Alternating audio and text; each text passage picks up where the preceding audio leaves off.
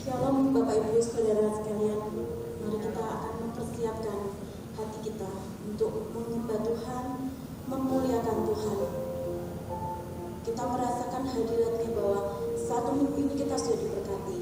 Kita akan kembalikan semuanya lewat penyembahan kita. Mari kita siapkan hati kita. Yesus, terima kasih Tuhan buat kasih setiamu Tuhan, buat penyertaanmu Tuhan, buat segalanya yang Tuhan sudah berikan bagi kami Tuhan sepanjang minggu, sepanjang hari ini Tuhan. Saatnya Tuhan kami mau Tuhan memuliakan Engkau, menyembah Engkau Tuhan dengan hati kami Tuhan. Haleluya Yesus.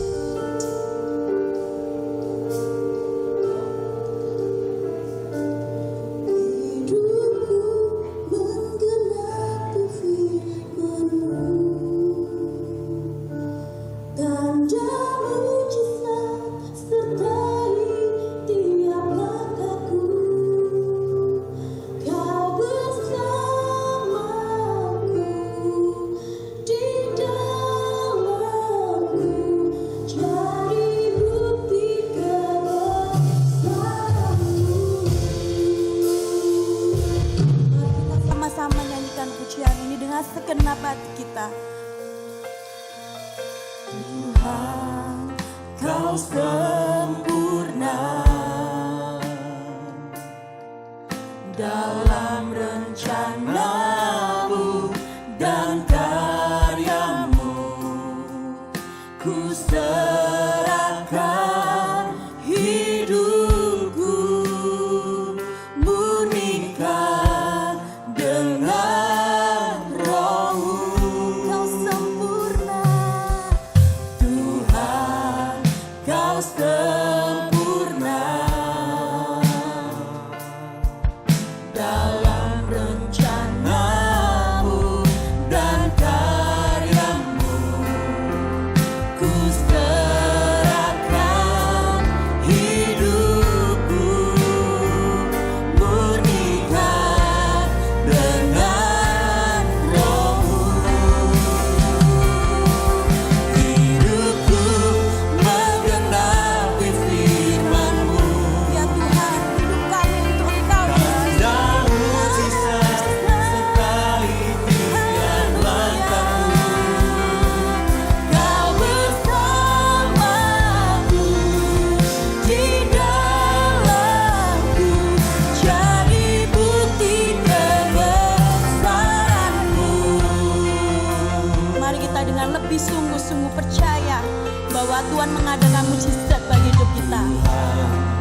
Kau sempurna, amin Tuhan, dalam rencana-Mu dan karya-Mu. Ku serahkan hidupku, murnikan dengan Roh-Mu. Katakan lagi, Tuhan Kau sempurna, Tuhan Kau sempurna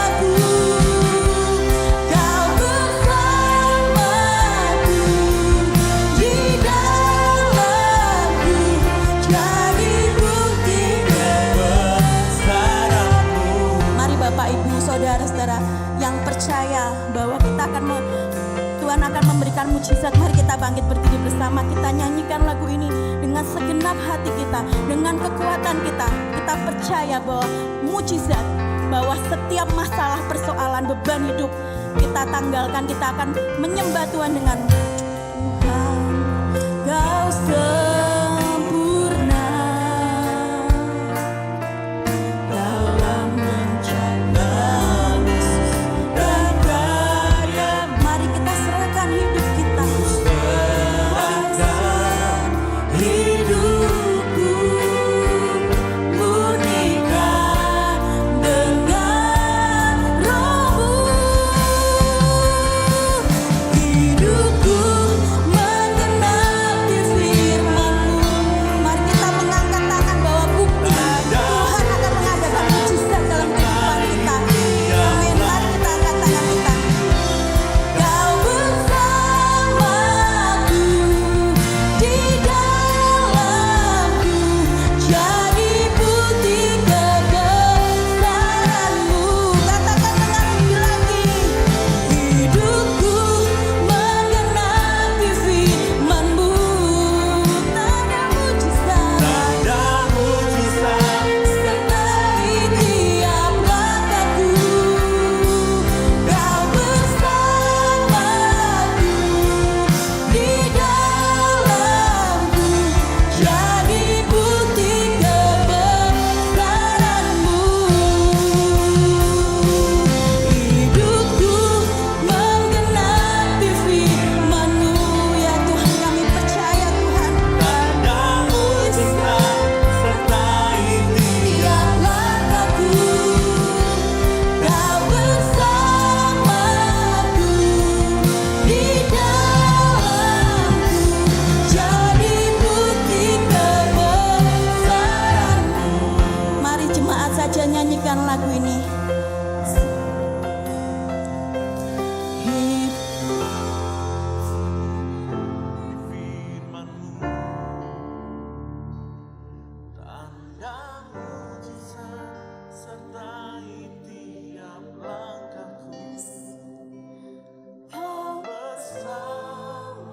Ini bukti penyerahan kami Tuhan.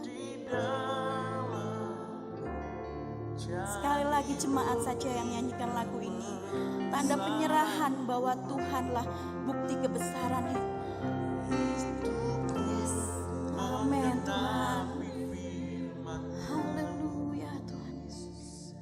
Tanda mujizat sertai tiap langkahku. Ya Tuhan. Kau bersama di dalam. Mari kita sama-sama nyanyikan pengakuan. Haleluya Tuhan Yesus.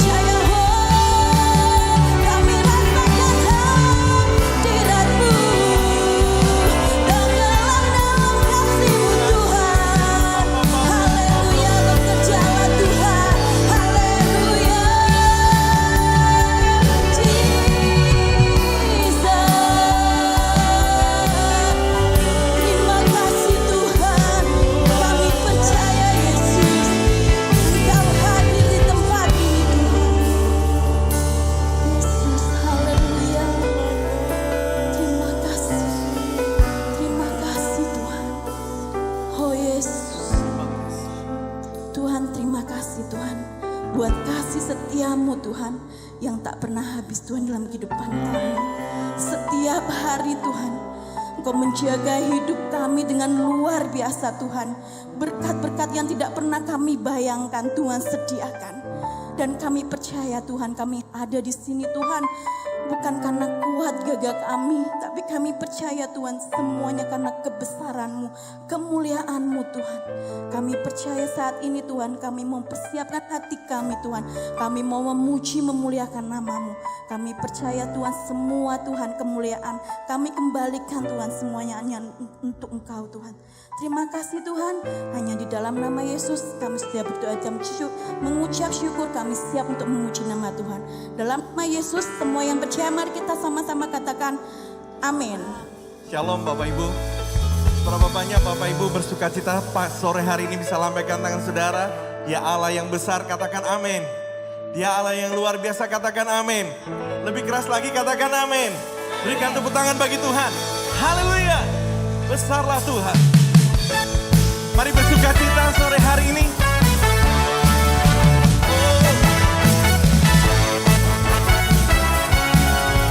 Katakan besarlah Tuhan. Besarlah Tuhan dan layak dipuji. Besarlah namanya, kekallah kuasa. Katakan aman berlindung dalam naungannya. Ya Allah bagi kita, di pihak kita. Besarlah Tuhan.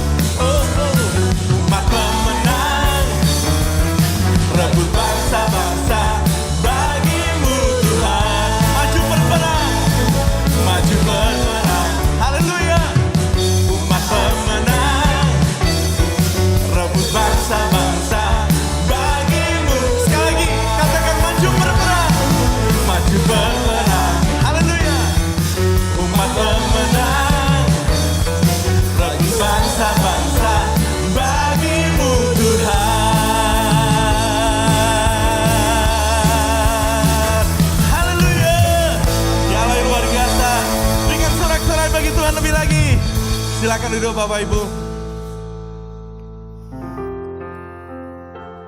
Mari kita datang dengan hati yang bersyukur. Tidak ada kata lelah di dalam Tuhan. Karena Dia selalu menyertai kita. Dia disebut Allah Immanuel. Dia tidak pernah meninggalkan kita sendirian. Seringkali kita hanya merasa saja. Padahal Tuhan ada. Dia tidak pernah membiarkan kita dan meninggalkan kita. Dia selalu menguatkan hatimu. Di saat lembah kekelaman, badai topan menghantar, menghimpit kehidupan saudara. Mari datang kepada Dia. Ya Allah Immanuel. Bapakku datang.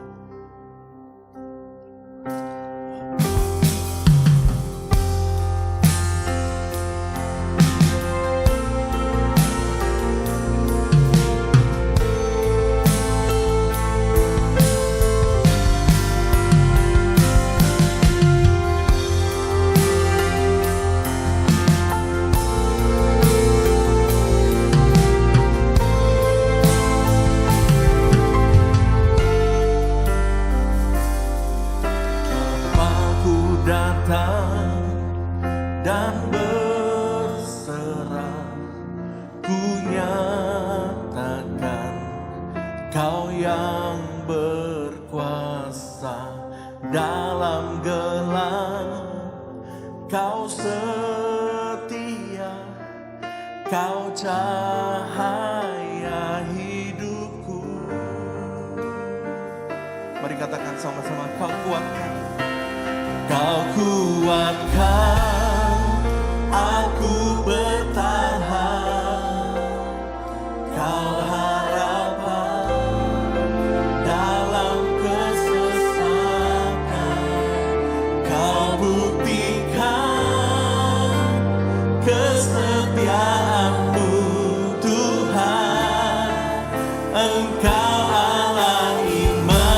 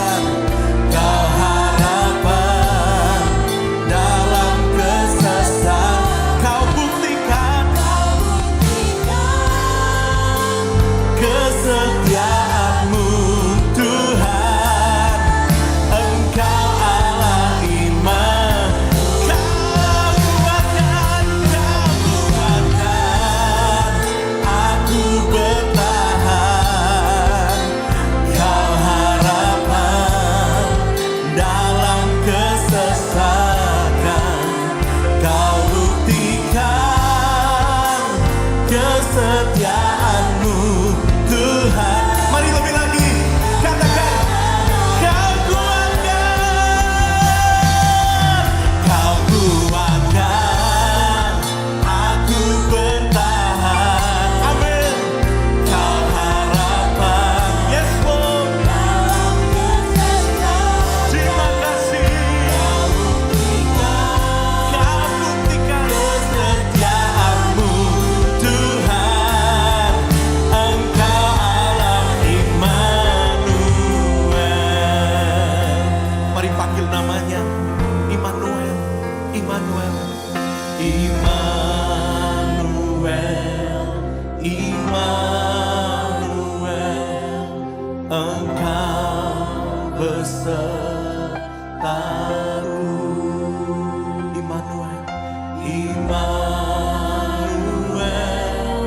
Immanuel. Engkau Allah besertaku. Immanuel, Immanuel, Immanuel. Engkau besertaku. Immanuel, Immanuel. Engkau Allah besertaku. Immanuel, Immanuel, Immanuel. Engkau besertaku. Katakan Immanuel, Immanuel, Immanuel. Engkau Allah besertaku. Mari lebih lagi katakan, Kau kuatkan, Kau kuatkan, aku bertahan. Kau harapan dalam kesesakan. Kau buktikan kesetiaan-Mu Tuhan. Engkau Allah Immanuel. Mari angkat hatimu lebih lagi. Haleluya. Kau kuatkan, aku bertahan. Kau harapan dalam kesesakan. Kau buktikan kesetiaan-Mu Tuhan. Engkau Allah Immanuel.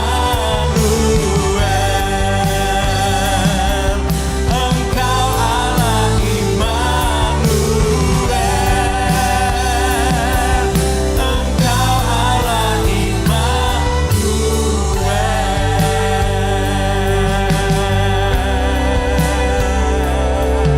Terima kasih Yesus.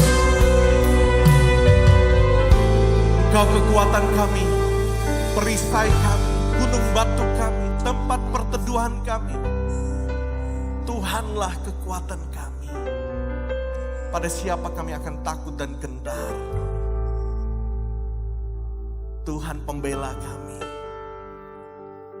Anugerah menyata dalam hidup kami Tuhan. Kuatkan kami sore hari ini dengan firman-Mu. Pakai hamba-Mu Tuhan untuk menyampaikan firman-Mu. Terima kasih Bapa. Dalam nama Yesus yang percaya katakan amin.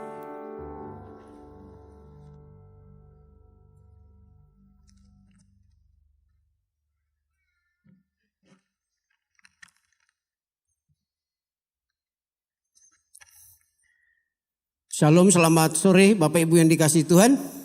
Kita melihat bahwa sesuatu yang dikejar ternyata salah arah. Alkitab berkata bahwa hidup ini sebuah pertandingan. Hari ini jangan-jangan kita apa yang kita kejar, arah kita menjadi salah seperti yang tontonan tadi. Mari kita buka Mazmur pasal 90 ayat yang ke-10. Mazmur 90 ayat yang ke-10. Demikian firman Tuhan. Masa hidup kami 70 tahun dan jika kami kuat 80 tahun Dan kebahagiaannya adalah kesukaran dan penderitaan.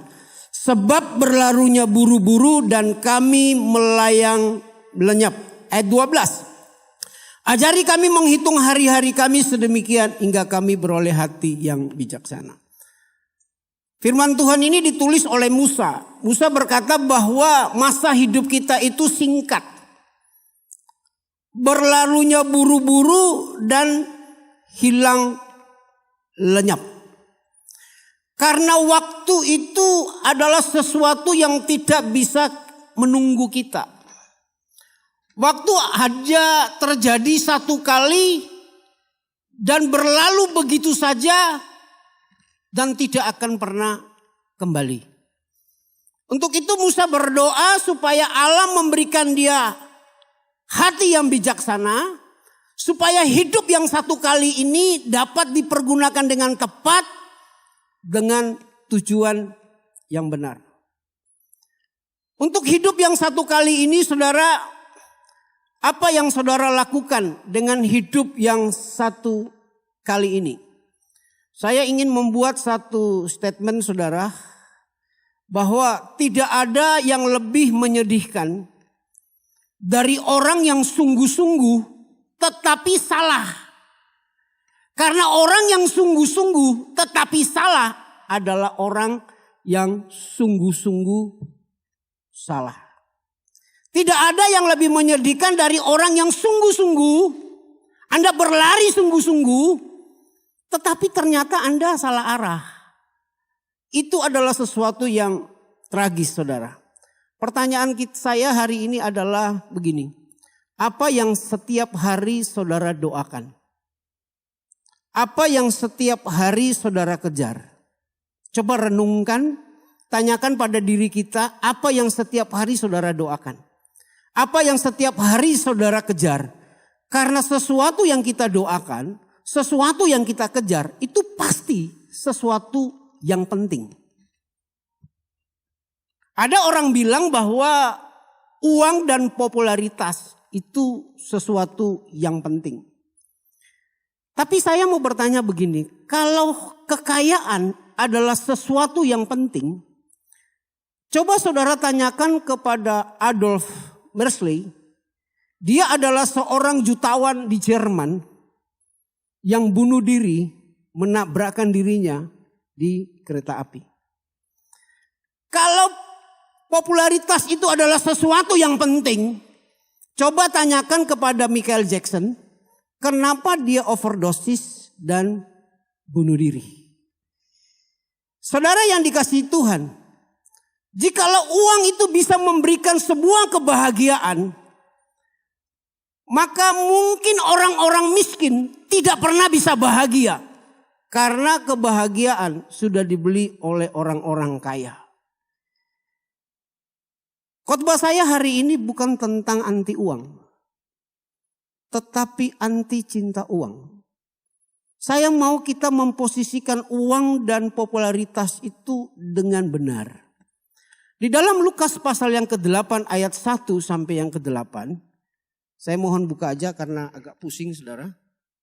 Lukas pasal 8 ayat 1 sampai ke-8. Demikian firman Tuhan. Lukas pasal 8 ayat 1 sampai yang ketiga.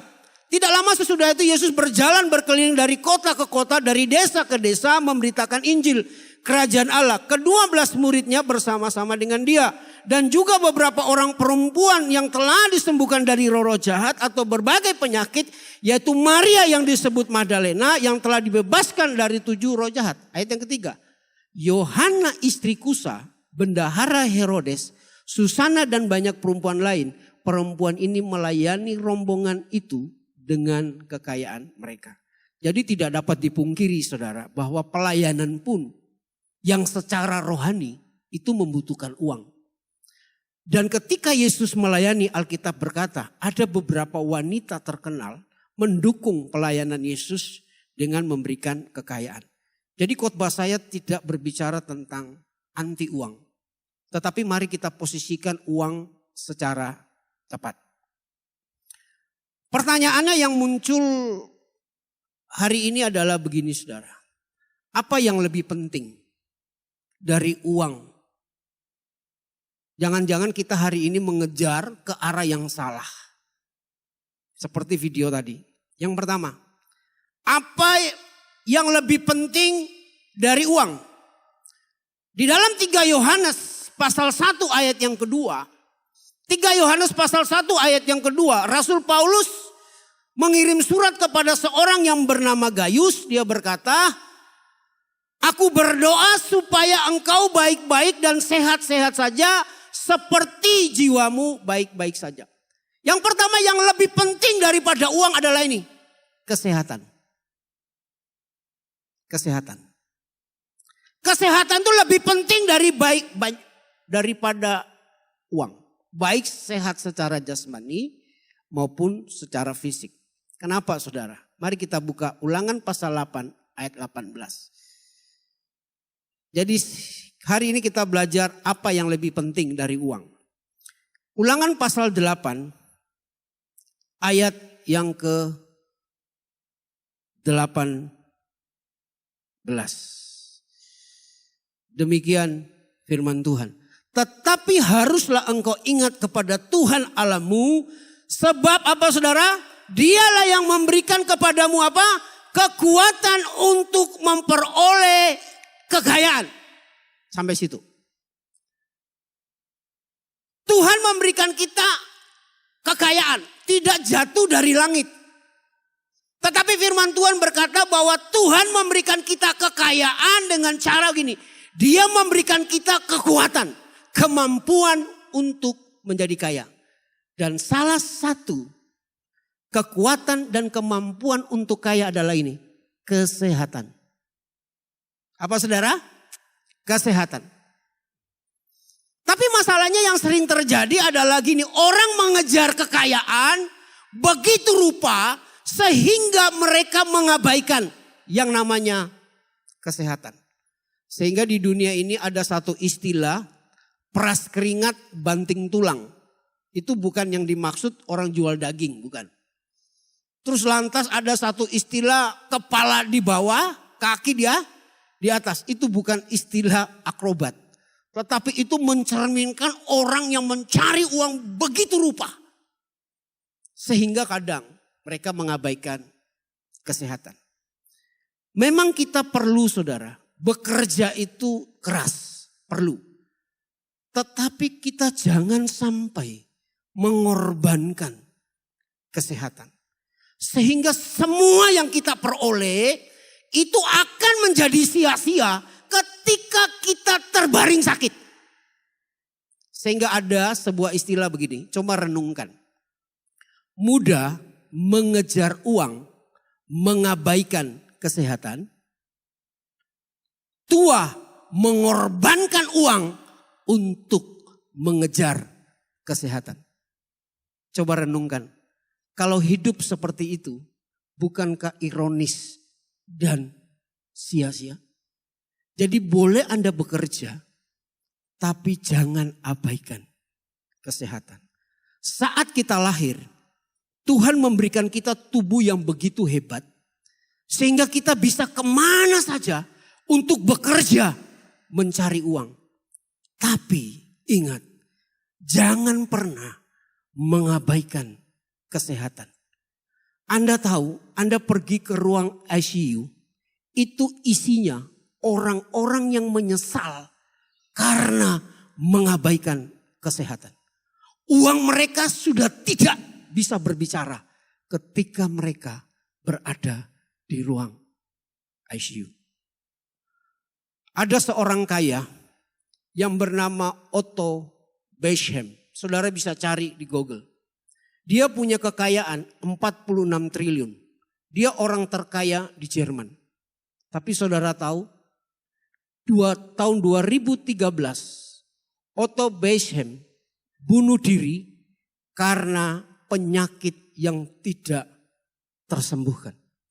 Artinya bahwa kesehatan itu jauh lebih penting dari uang. Untuk itu saudara, mari perhatikan kesehatan kita. Karena kesehatan itu lebih penting dari uang. Saudara mau tahu harga 2 pasang mata? Suatu ketika Bill Gates di tahun 1997, Bill Gates orang terkaya di dunia. Waktu itu dia diberikan pertanyaan oleh John Kiley. John Kiley memberikan pertanyaan begini. Seandainya, ini cuma Pak, seandainya. Seandainya engkau kehilangan 2 mata, apakah engkau bersedia mengorbankan hartamu? Saudara tahu apa jawab Bill Gates? Dia berkata, ya, saya bersedia. Saudara tahu waktu dia memberikan pernyataan di tahun 97, kekayaan Bill Gates itu 750 triliun.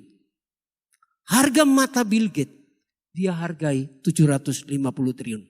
Saudara mau tahu uang harga 750 triliun?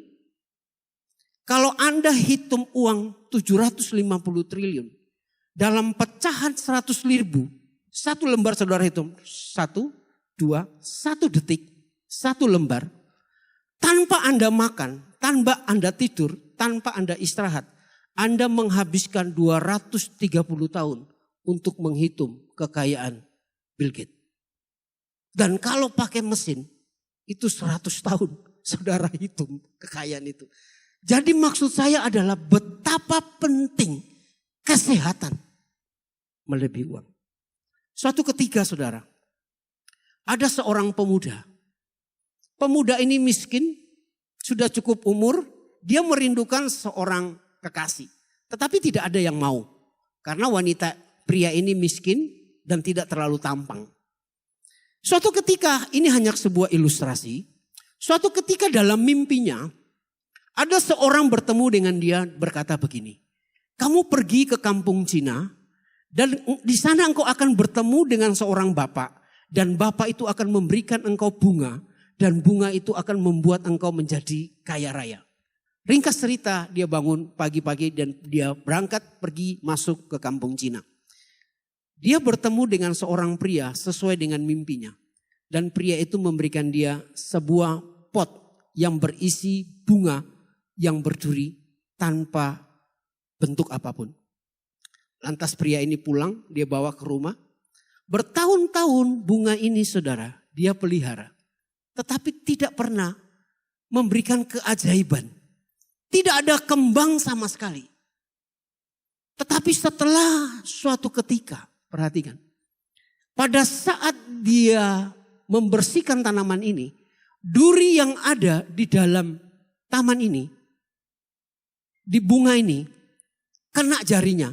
Dan tanpa dia sadari, darahnya itu menetes ke bunga ini. Dan bunga ini menghasilkan sebuah bunga yang sangat indah sekali. Maka gemparlah kota itu. Karena pemuda ini memiliki sebuah bunga yang sangat indah. Ringkas cerita, dia memberikan pengumuman. Barang siapa yang ingin melihat bunga ini harus masuk membeli karcis. Ringkas cerita, pemuda ini menjadi kaya karena dia kaya sehingga dia dapat menikahi wanita cantik. Tetapi apa yang dia lakukan? Setiap hari dia harus potong jarinya dan meneteskan darahnya di atas bunga itu supaya bunga ini bisa berbuah dan bisa berbunga dengan baik. Akhir cerita tentu kita tahu. Pria ini menjadi lemas dan akhirnya dia mati kehilangan darah. Itulah uang. Kalau Anda kejar kekayaan, dia akan menjadi monster yang suatu ketika akan merenggut kesehatan saudara. Jadi perkhotbah saya sore ini adalah kesehatan itu lebih penting daripada uang.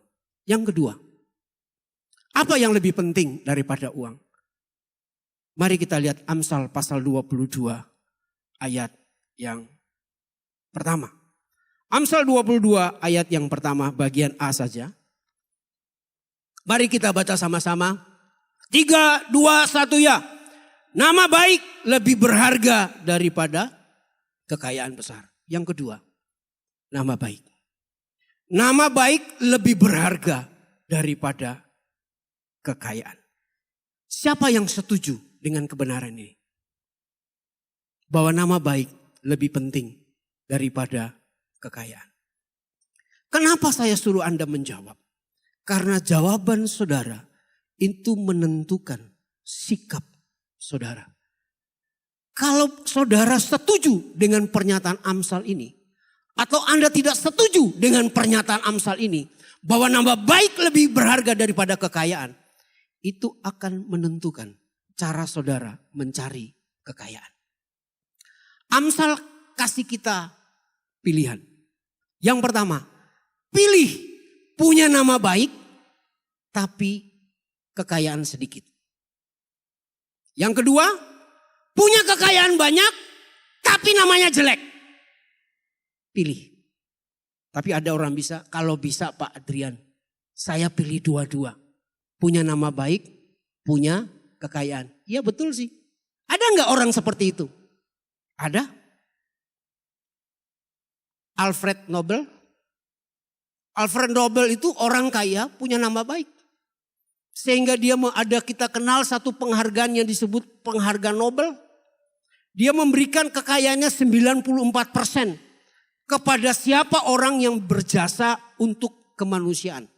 Dalam bidang fisika, kimia, dan kedokteran. Itu orang kaya tapi punya nama baik.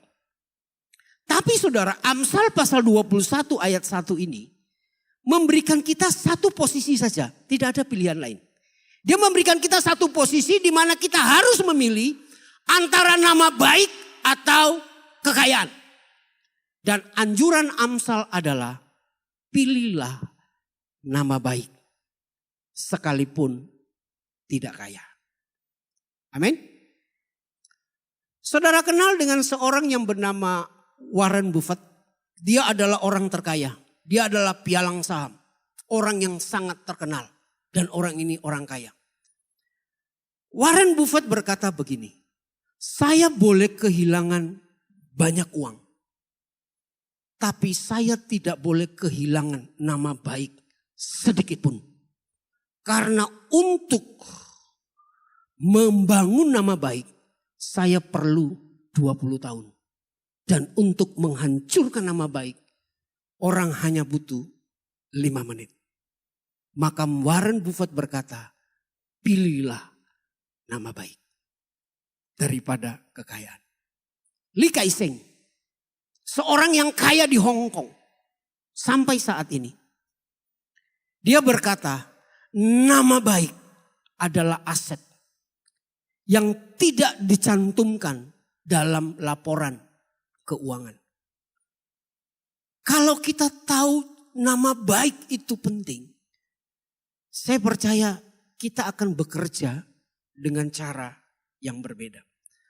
Amsal 21 tadi tidak mengatakan bahwa uang itu tidak penting. Dia tidak.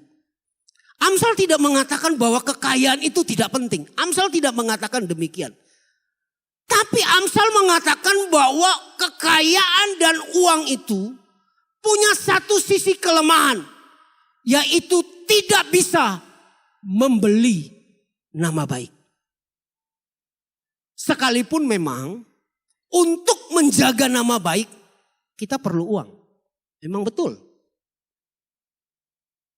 Pertanyaannya saudara, kenapa nama baik itu penting? Lebih berharga daripada kekayaan. Karena nama baik itu aset. Nama baik itu kepercayaan. Nama baik itu jaminan. Maka saudara, jangan sekali-sekali saudara mencoba mencemarkan nama baik orang. Karena Anda akan kena pasal pidana. Mungkin untuk seseorang yang tidak memperhatikan nama baik, ketika Anda mencemarkan nama baik, mungkin Anda tidak dituntut. Tapi kalau saudara bertemu dengan orang yang menjaga nama baik, Anda pasti dituntut. Karena bagi mereka nama baik itu lebih penting daripada kekayaan. Jadi hati-hati, mencemarkan nama baik, saudara bisa dijerat hukum pidana. Karena nama baik itu penting. Saudara, saya ambil contoh. Saudara mau kredit di bank. Yang dilihat apa? Sekalipun saudara punya rumah gedung, kekayaanmu banyak, tapi kalau saudara dikenal dengan orang yang suka ngemplang, jangan harap saudara diberikan kredit oleh bank. Bank hanya bisa memberikan kredit kepada orang yang memiliki nama baik. Saudara yang dikasihi Tuhan, cara memperoleh nama baik bagaimana Pak? Yang pertama, hidup benar, kerja yang benar, bisnis yang benar, dan hidup menjadi berkat bagi orang lain. Maka Anda dan saya akan memperoleh nama baik. Saya ambil contoh di Alkitab. Sakeus. Sakeus itu Alkitab berkata dia adalah kepala pemungut cukai. Setiap kali dia menarik pajak, dia memeras orang dengan ketentuan yang sudah ditentukan oleh kerajaan Romawi pada saat itu. Sebelum dia kenal Yesus, Sakeus mengejar kekayaan, mengorbankan nama baik. Sehingga Sakeus ini kaya, tapi namanya jelek. Tapi kita melihat, ketika Sakeus bertemu dengan Yesus, Alkitab berkata, hidupnya terbalik. Dia mengorbankan kekayaan dan dia mengejar nama baik. Sehingga Sakeus berkata kepada Yesus begini, seandainya ada orang yang aku peras, dan pasti ada, dia berkata, aku akan kembalikan 4 kali lipat. Dan setengah bagian dari hartaku, aku berikan kepada orang miskin. Padahal saudara, kalau saudara baca hukum Taurat, orang yang memeras, kalau dia sudah mengaku, itu cukup dia mengembalikan apa yang dia peras. Artinya kalau dia peras 1 juta, ya sudah kembalikan 1 juta. Tetapi Sakeus berkata tidak. Aku kembalikan 4 kali lipat. Kenapa? Karena ketika Sakeus bertemu dengan Tuhan, dia menyadari bahwa nama baik itu lebih penting daripada kekayaan. Saudara yang dikasihi Tuhan, jadi sadar betapa penting kita menjaga nama baik. Untuk diri kita, untuk anak-anak kita, dan bahkan untuk nama Tuhan. Yang ketiga saudara, yang pertama apa? Apa yang harus kita cari melebihi kekayaan? Apa yang lebih penting dari kekayaan? Yang pertama, kesehatan. Yang kedua, nama baik. Yang ketiga, Amsal 22 ayat 1 yang tadi di bagian B bilang begini. Amsal pasal 22 ayat 1 bagian yang B. Dikasihi orang, apa saudara? Lebih baik daripada apa? Perak dan emas. Yang ketiga, relasi dan hubungan itu lebih penting daripada kekayaan. Hubungan dan relasi itu lebih penting daripada kekayaan. Amsal berkata, dikasihi orang itu lebih baik daripada perak dan emas. Ini berbicara hubungan. Ini berbicara relasi antar sesama. Coba renungkan. Buat apa kita punya kekayaan yang sangat limpah, tapi hubungan kita dengan orang tua, hubungan dengan keluarga, hubungan dengan teman menjadi rusak. Buat apa? Buat apa saudara kaya raya, tapi saudara tidak punya teman dan tidak punya sahabat? Saya nggak mau. Saya nggak mau. Lebih baik punya kekayaan sedikit, tapi punya hubungan yang baik. Punya teman, punya sahabat, baik dengan keluarga. Tapi Pak, orang berkata begini, tapi Pak, harta kan bisa membuat kita punya banyak teman. Tentu Anda berpikir begitu kan? Bukankah kekayaan bisa membuat kita punya banyak teman? Betul. Tapi teman yang punya maksud terselubung, itu masalahnya. Apa saudara mau punya teman yang seperti itu? Kalau saudara kaya, memang betul banyak punya teman. Orang yang dulu tidak mengenal saudara akan mengaku saudara-saudara. Bahkan kucing pun akan bilang, meong, kita kan saudara. Jadi saudara yang dikasihi Tuhan, mari saudara, tempatkan posisi hubungan itu di atas uang. Satu contoh di dalam Alkitab.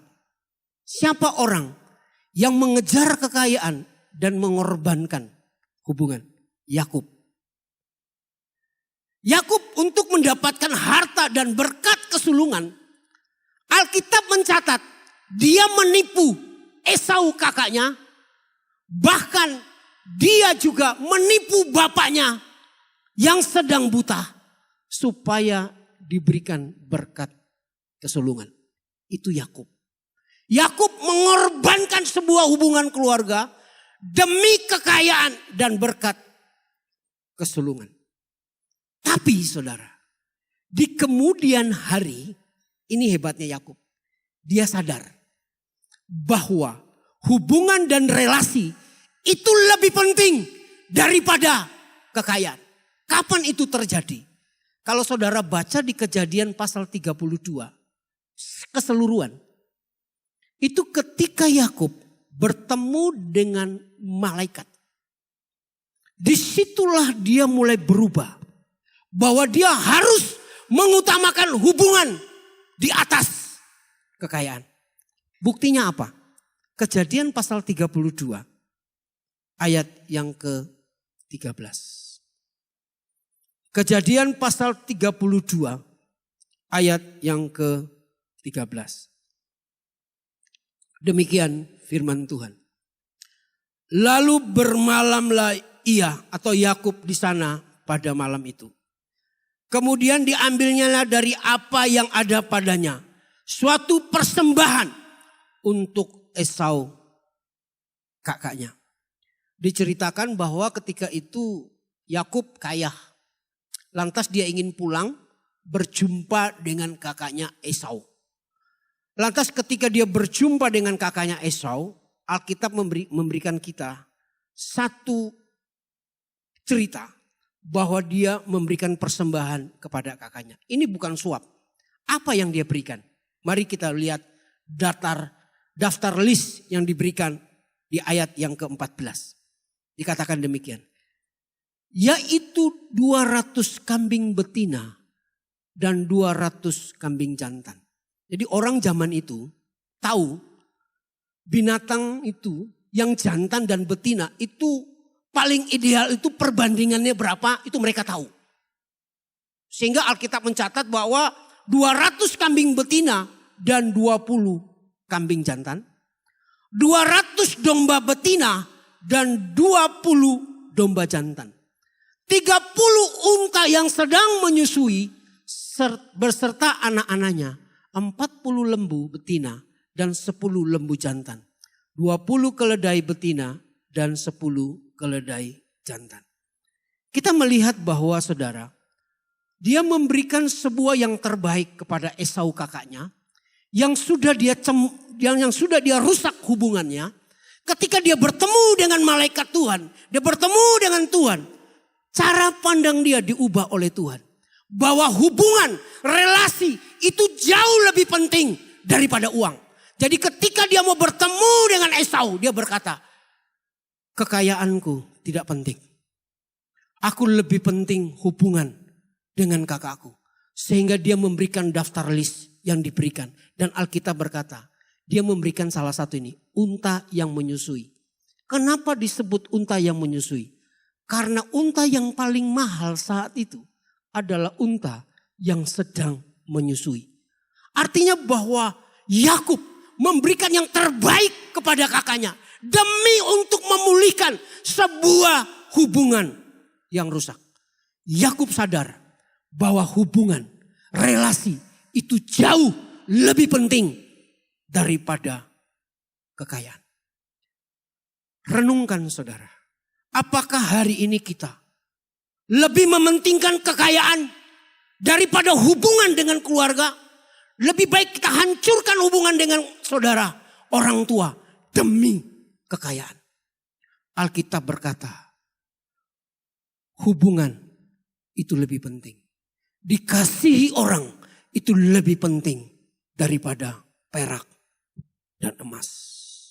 Ingat saudara, hubungan antara keluarga, hubungan antar saudara itu tidak bisa dibeli.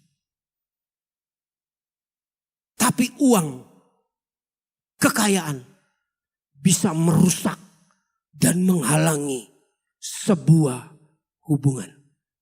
Untuk itu saudara, tempatkan posisi uang di bawah posisi hubungan. Taruh posisi hubungan dan relasi di atas uang. Jangan sampai karena uang kita menghambat sebuah hubungan. Maksud dari khotbah saya adalah begini saudara. Bahwa kekayaan, kesehatan, nama baik, relasi itu bukan tujuan hidup. Bukan. Tapi semua itu adalah sarana untuk mempermuliakan Tuhan. Yang terakhir, tapi masih panjang. Apa yang lebih penting daripada kekayaan? Ini penting. Iman dan keselamatan. Apa saudara? Iman dan keselamatan. Coba kita lihat 1 Petrus 1 ayat yang ke-7. 1 Petrus 1 ayat yang ke-7. Demikian firman Tuhan. Maksud semuanya itu ialah untuk membuktikan kemurnian imanmu yang jauh lebih tinggi nilainya daripada emas yang fana. Firman Tuhan katakan bahwa iman itu nilainya lebih tinggi daripada emas yang fana. Iman itu lebih tinggi nilainya daripada kekayaan yang fana. Uang itu memang berguna untuk mendapatkan banyak barang. Betul. Tapi uang tidak bisa membawa kita ke sorga. Hanya iman kepada Yesus Kristus Tuhan sebagai juru selamat yang membawa kita ke sorga. Uang memang berguna untuk hidup nyaman.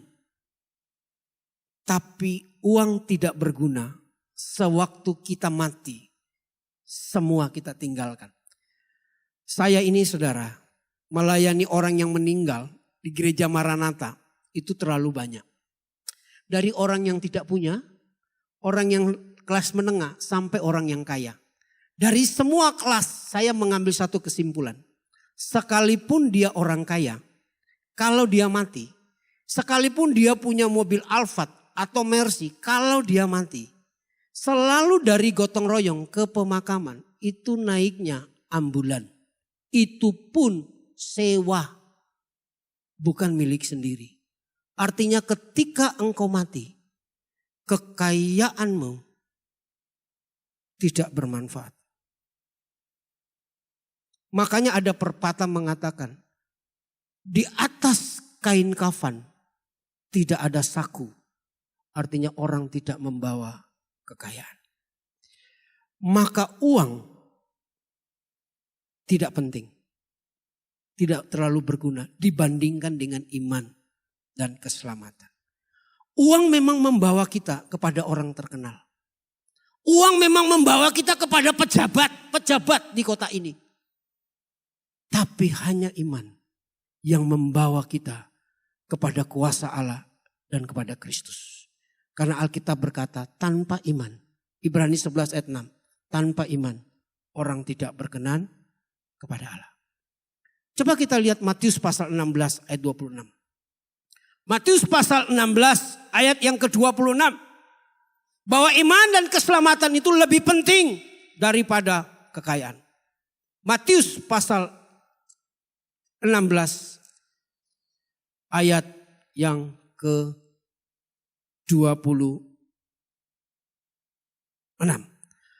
Apa gunanya seorang memperoleh seluruh dunia tetapi kehilangan nyawanya? Dan apakah yang dapat diberikannya sebagai ganti nyawanya? Alkitab dalam bahasa Indonesia sehari-hari mengatakan begini. Buat apa kita memperoleh seluruh dunia menjadi milik kita? Renungkan saudara.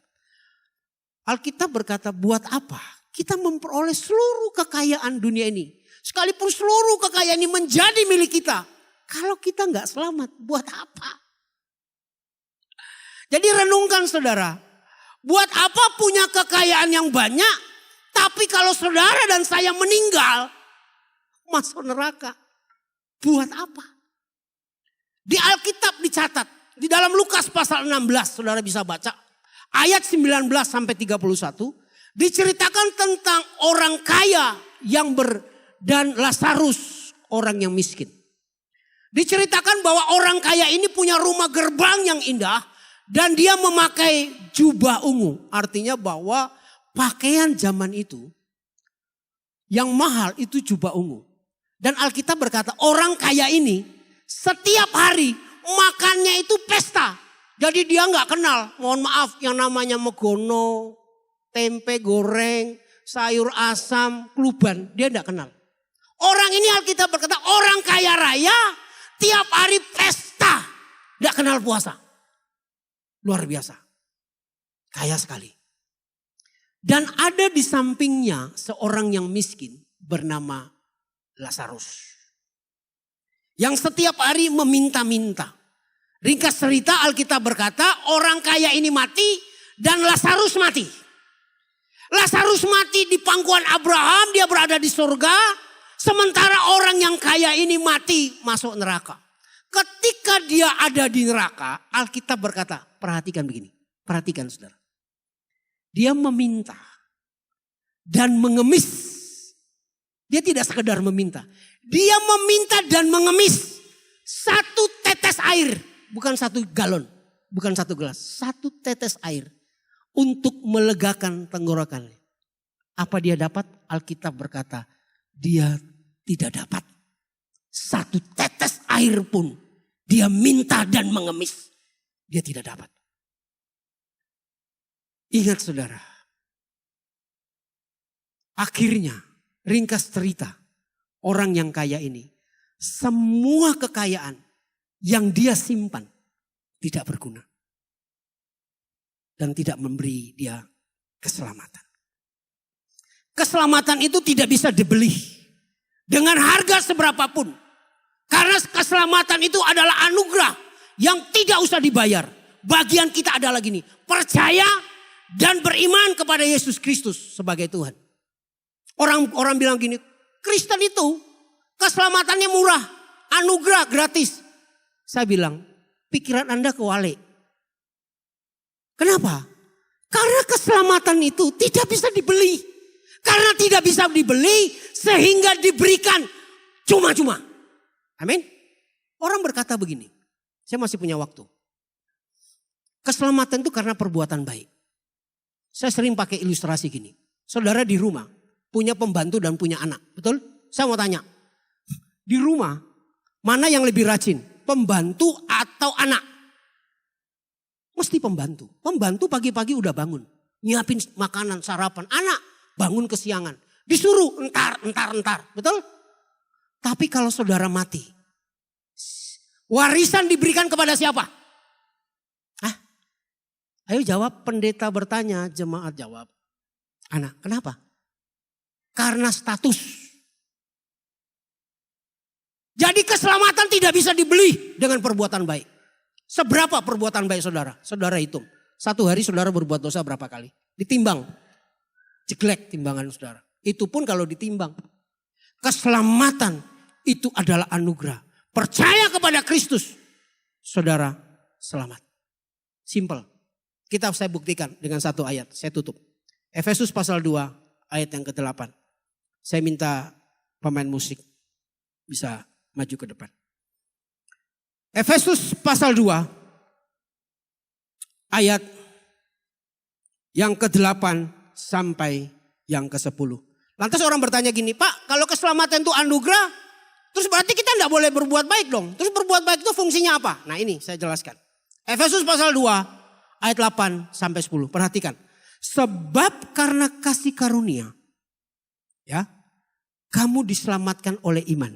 Jadi kita tuh diselamatkan hanya kepada terima Yesus, percaya, bertobat, dibaptis, selamat. Itu bukan hasil usahamu. Itu bukan karena perbuatan baik. Tetapi apa? Pemberian Allah. Itu bukan hasil pekerjaanmu. Jangan ada orang yang memegahkan diri. Karena kita buatan Allah diciptakan di dalam Yesus, Kristus Yesus apa? Untuk apa? Melakukan pekerjaan baik yang dipersiapkan Allah sebelumnya. Ia mau supaya kita hidup di dalamnya. Ayat yang ke-8 berkata gini. Keselamatan itu adalah kasih karunia oleh iman. Bukan karena perbuatan baik. Jadi Anda tidak bisa diselamatkan karena perbuatan baik. Tetapi ayat yang ke-10 berkata begini. Tapi tujuan kita untuk diselamatkan, ketika kita terima Yesus dan kita diselamatkan, tujuan keselamatan adalah supaya kita apa? Berbuat baik.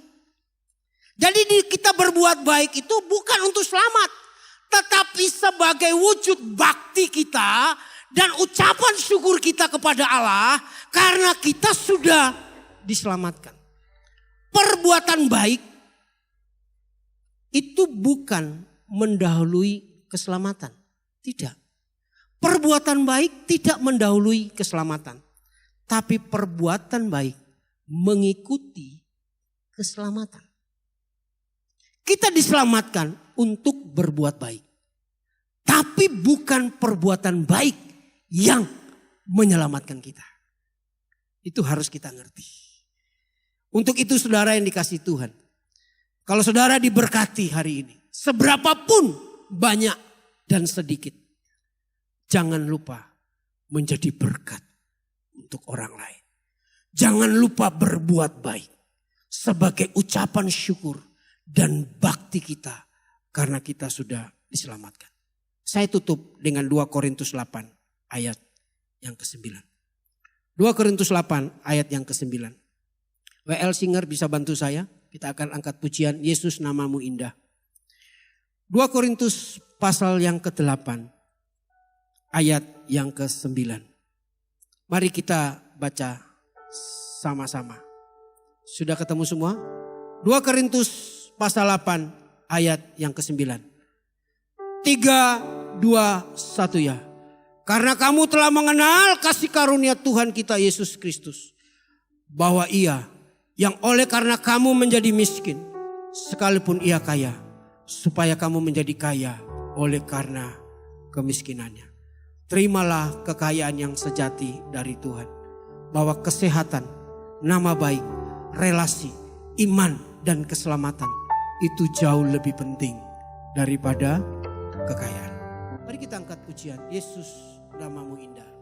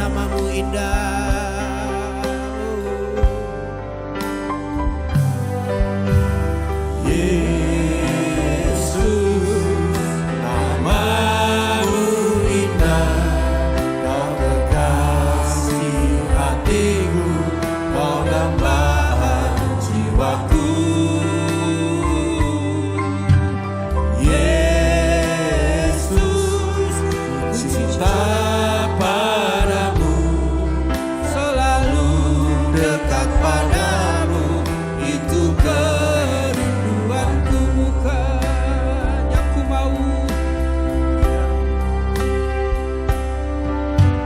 Yang ku mau hanya menyenangkanmu dalam seluruh hidupku, berkenan kepadamu, bukan emas, perak, pakas, permata, namun kau segalanya yang terbaik di dalam hidupku. Terima kasih Bapa buat kebenaran firman-Mu yang kami terima sore ini.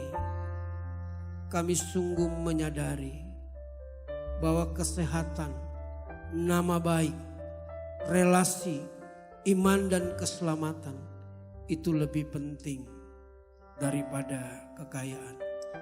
Roh Kudus tolong kami remahkan kebenaran firman-Mu sehingga kami memiliki hati yang bijaksana untuk mempergunakan hari-hari kami yang sisa ini dengan baik.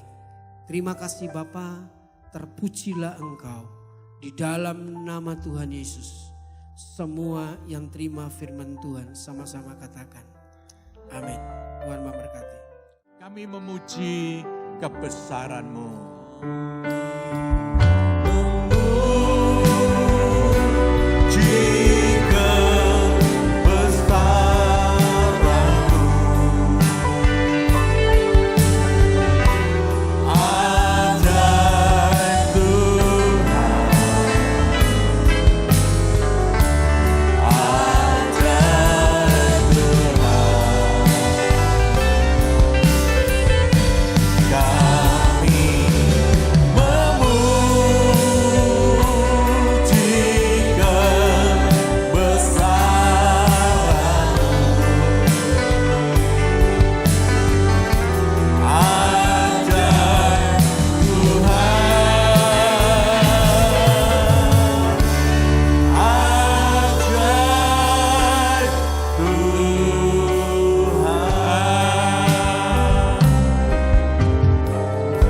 Bapa Surgawi, terima kasih Tuhan, terima kasih untuk hari yang indah sore ini Tuhan.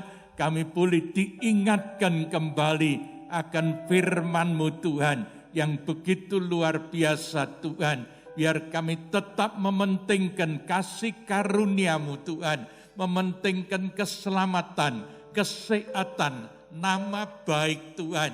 Jauh lebih baik Tuhan daripada segala kekayaan Tuhan. Terima kasih Bapa, terima kasih. Kami serahkan setiap domba ke dalam tangan-Mu Tuhan.